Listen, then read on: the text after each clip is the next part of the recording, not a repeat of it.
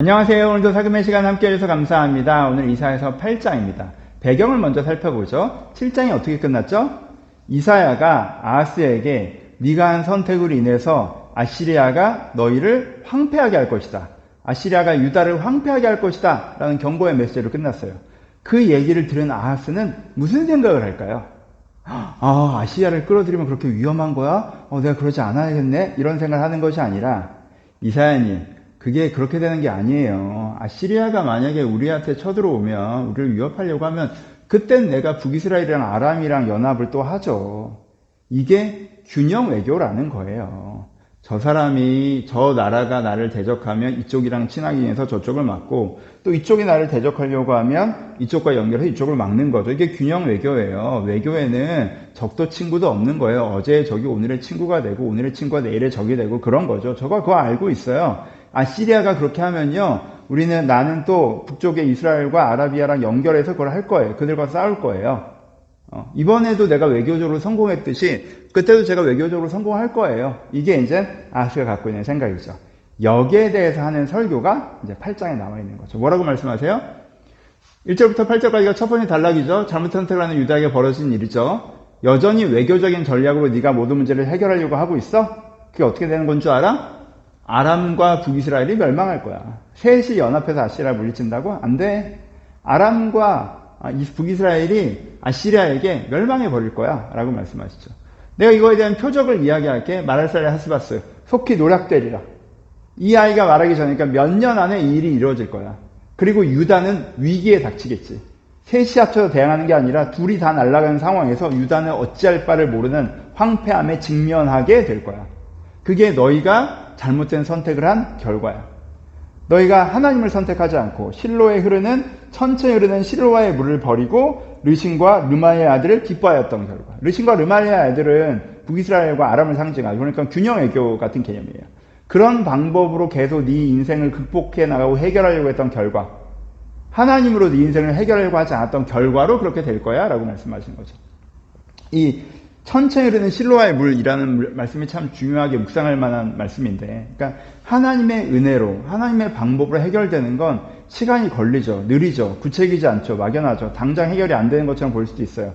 하지만 분명히 그게 은혜의 물이죠. 생명을 주는 거예요. 거기에 참된 길이 있어요. 근데 이거 싫은 거죠. 빨리 해결되는 게 좋은 거죠. 구체적으로 보여주는 게 좋은 거죠. 왜? 난 두렵고 놀랐으니까. 되게 자신감 있게 말하는 것 같지만 사실은 그 마음 중심에는 두렵고 놀람이 있는 거죠. 그렇죠? 두려움에서 시작돼요. 그래서 그 두려움에서 잘못된 선택을 해서 이것들을 의지하지만 결국 이것들은 망할 거고 너는 위기에 닥치게 될 거야. 그게 네가 잘못된 선택을 한 너희에게 벌어질 일이야 라고 예언의 말씀하시는 게 1절부터 8절입니다. 그리고 9절부터 10절에 그 다음에 무슨 말씀하세요? 두 번째 단락에 그렇게 되면 너희들은 보통 이렇게 하겠지. 우리가 용기를 내자. 우리가 할 수 있다. 우리 아시리아를 물리치자. 내 나라를 지키자. 와, 이렇게 할 거야. 근데 어떻게 될 줄 알아? 너희들이 환호성을 질러보아라. 패망할 것이다. 너희들이 허리에 띠를 띄워보라. 내가 해보자. 패망할 것이다.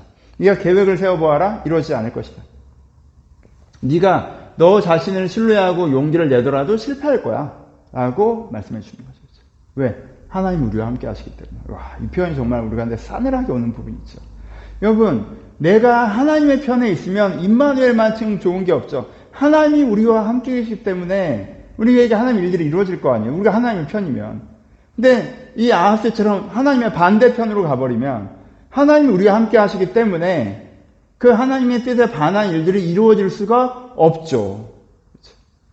그러니 이게 되게 명확하게 너희가 지금 하나님의 반대편에 섰기 때문에 천천히 흐르는 실로의 물을 포기했기 때문에 너희들의 세속적인 방법이 너희들을 지키는 방법이고 네 능력으로 네 인생을 해결할 수 있다고 했기 때문에 네 인생의 결과가 어려워질 것이다 라고 말씀하시는 것이 이 첫 번째와 두 번째 단락입니다.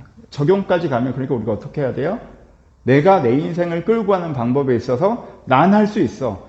사람들이 어떻게 하라고 하네? 세상이 이렇게 사는 거구나. 이렇게 살면 안 되고 우리가 천천히 흐르는 실로와의 물, 하나님의 방식으로 내 인생을 살아가는 게 필요하다라는 도전의 설교가 되겠죠. 왜냐하면 아직 그 일이 이루어지지 않으니까. 이렇게 부정적인 예언은 지금이라도 이 말씀을 듣고 하나님을 두려워하고 돌이키라는 설교이니까. 그렇죠? 그런 메시지를 이사야가 전하고 있습니다. 그리고 11절부터 다른 설교가 시작됩니다. 여러분들이 8장을 좀 헷갈려하는 이유가 중간에 설교 대상이 바뀌기 때문이에요. 이사야서는 설교집이고 설교가 어디서부터 시작되고 어디서 끝나고 설교 대상이 어떻게 바뀌고 이런 게 되게 중요하다고 말씀을 드렸죠. 컨텍스트를 되게 이해해야 된다고 말씀을 드렸어요. 강의 꼭 많이 들어보세요. 그래서 여기서 설교 대상이 누구로 바뀌어요? 신앙이 있는 유대인들로 바뀝니다. 그러니까 약간 이런 느낌이에요. 이사야가 아하스에게 야 그런 식으로 하면 안 돼. 그런 식으로 하면 안 돼. 아 끝까지 안 듣는구나. 그러면 네 인생에 어려움이 닥칠 거야. 이렇게 딱 이게 돌아서요. 돌아섰던 여기에서 이사야님 말씀이 맞는데 아하스가 그 선택을 안 하겠네요. 그럼 진짜 우리 가운데 아시리아를 통한 황폐함이 오겠네요. 그럼 저희는 어떻게 해요? 라는 이런 유대인들이 딱 상상해 보시고 그럼 이렇게 딱 돌아서서 이 사람들한테 하는 설교가 이제 시작되는 거죠. 그렇죠? 그러니까 설교가 사실 되게 다른 설교, 새로운 설교가 시작되는 거예요. 이들에게 뭐라고 말씀하십니까? 크게 두 가지를 말씀하시죠. 세 번째 단락과 네 번째 단락. 첫 번째 뭐예요? 그들과 다르게 너희를 하나님이 신뢰해야 된다라고 얘기하세요. 얘들을 보면서 너희는 그들과 다르게 하나님을 신뢰해야 돼. 그들처럼 그들이 두려워하는 걸 너희가 두려워하지 마. 그렇게 하면 안 돼. 하나님을 신뢰해야 돼. 라고 얘기하세요. 그들과 달라야 돼. 라고 얘기하세요. 따라가지 마. 그렇게 하면 안 되지. 근데 다들 그렇다고 하니까 뭐 나도 어쩔 수 없는. 이렇게 하면 안 돼. 그들과 달라야 돼. 그들이 두려워하면 두려워하지 마. 첫 번째. 그렇죠? 두 번째 뭐예요? 비난은 대안이 아니야. 그들 가운데 반역자다. 그렇죠? 라고 하지 말며. 라고 표현하시죠. 그렇죠? 이 백성이 반역자가 되었다고 말하고 있다고 하지 말며. 말하여도 너희는 그 말을 따라 반역자가 있다고 하지 말며. 이렇게 표현해요. 왜? 무슨 뜻이에요? 그러니까는 이게 비난은 대안이 아니다. 저것들이 똑바로 했어야 되는데, 쟤네들이 잘못했는데, 네가 문제고, 막, 이렇게 된다고 바뀌는 거 없어. 그쪽으로 가면 안 돼. 누군가가 틀렸다고 말하는 것 자체로 너의 정체성과 네 방향성과 너의 삶의 대안으로 삼지 마. 라고 얘기하시는 거죠. 그리고 또 뭘 얘기해요? 그러면서 너의 믿음이 너의 대안이 돼야 돼. 그들이 두려워하는 거 두려워하지 말고 뭐예요? 하나님을 두려워할 자로 알라. 라고 하는 거죠. 그렇죠? 너는 하나님 앞에서 하나님을 두려워하면서 네 중심을 바로 지키려고 해야 돼. 그럼 하나님께서 너의 성소가 되어 줄 거야. 하나님께서 너와 함께 너를 지키시고 네 인생에 함께 하실 거야. 라는 거죠. 그렇죠? 그래서 그들을 따라가거나 그들 때문에 실망하거나 그들을 비난하거나가 아니라 나는 내 길을 가는, 난 하나님 앞에서 내가 걸어야 될 삶의 길을 걷는, 난 믿음의 길을 가는 게 너희가 해야 될 거야. 라고 설교의 첫 번째 단락이고. 그렇죠? 전체적으로는 세 번째 단락, 두 번째 설교에서는 첫 번째 단락인 거죠. 그런데 한 가지 더 뭘 얘기하세요? 너희는 믿음의 전달자가 돼야 돼? 라고 말씀하시죠. 그렇죠? 앞으로 어떻게 될 거냐 하면, 앞으로, 그렇잖아. 얘네들이 잘못된 선택을 해서 유다가 어려움을 당해도 평범한 많은 유대인들은 어떻게 생각할 거냐 하면, 뭐야, 그래도 우리는 하나님 믿는 나라인데 왜 이렇게 어려워져? 하나님 믿어야 소용없는 것 같아. 우리 이방 신앙을 믿어볼까? 아시리아는 잘 되는 거 보니까 아시리아 믿는 거 우리도 믿어볼까? 이런 불신의 흐름이 생길 거야. 너희들이 하나님을 온전히 믿지 못해서 생기는 위기인데, 그냥 간판은 내가 하나님 믿는다고 달고 있으니까 상황이 안 좋아지면 내가 주님 뜻대로 하고 주님께 응답받고 하다가 어려워진 것도 아닌데도 이게 하나님 때문에 어려워진 거죠. 하나님 믿어봐야 소용없다라고 하고 그런 흐름이 생길 거야. 그때 너희가 어떤 사람이 돼야 돼? 그때 너희가 증거의 말씀을 싸매고 있는 사람, 율법을 봉합한 사람이 되어서 네가 진짜 믿음을 딱 갖고 있는 사람이 돼서 그들 가운데 어떻게 해야 돼? 하나님을 전하는 사람이 돼야 돼 라고 얘기하시는 거죠. 너희가 먼저 믿는 자가 되어서 믿음의 전달자가 돼야 된다. 너희가 하나님을 기다리고 너희가 하나님께 구하고 하나님을 바라보는 사람이 되면서 또 그 믿음을 네 안에 갖고 지켜낸 사람이 그렇게 네 믿음을 지켜낸 사람이 되어서 다른 사람에게 너희가 왜 이방 신앙을 구하냐? 왜 죽은 자들에게 구하냐? 왜 귀신들에게 구하냐? 하나님께 구할 바 아니냐? 라고 하나님을 기대하며 하나님을 전하는 사람이 되어야 돼. 그 흐름 속에 있어야 돼. 라고 이야기하는 것이 그 다음 마지막 단락입니다. 적용하죠. 세 가지로 적용해 봅시다. 첫 번째, 이제 세속적 상식이 여러분들의 삶에 대안이 되면 안 된다라는 말씀을 해봅니다. 여러분, 이거 흑백 논리를 받아들이시면 안 돼요. 세속적 상식이 좋은 거 너무너무 많죠. 보통은 다 좋은 거예요. 그러니까 세속적 상식대로 살아가시고 세상에서 세상을 살아가는 걸 배우십시오. 하지만 여러분, 내가 세상을 살아가는 방법을 100% 세상에서 다 배운다면 나는 하나님의 방법으로 살아가는 공간이 없겠죠. 내가 신앙이 약할 때는 세상에서 배운 방법으로 살아가는 부분이 훨씬 더 많겠지만 내 안에 신앙이 들어올수록 이게 하나님의 기준이고 하나님께서 나한테 이렇게 살길 바라시는구나 하는 부분들이 점점 생겨나가겠죠. 그래서 어느 지점에서 이렇게 충돌할 때가 있을 수도 있어요. 그때 뭘 선택해야 돼요?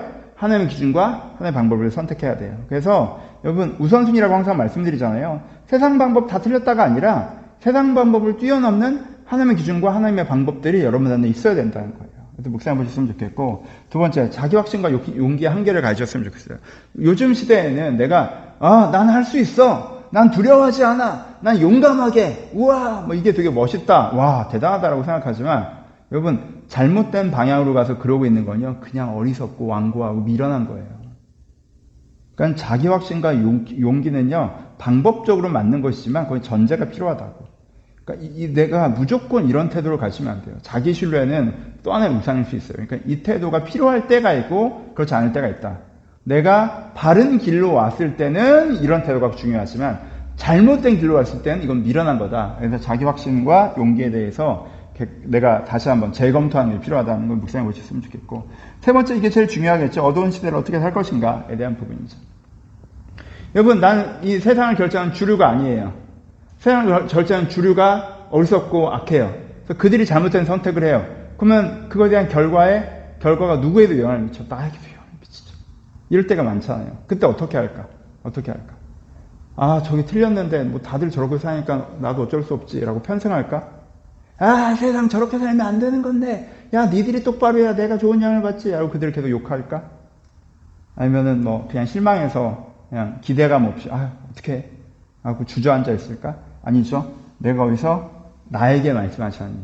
내가 나의 하나님을 바라보고 개인적으로 주관적으로 지금 하나님께 나에게 주신 사명에 집중하고 이렇게 나는 하나님 안에서 내 삶을 살아가면 돼요.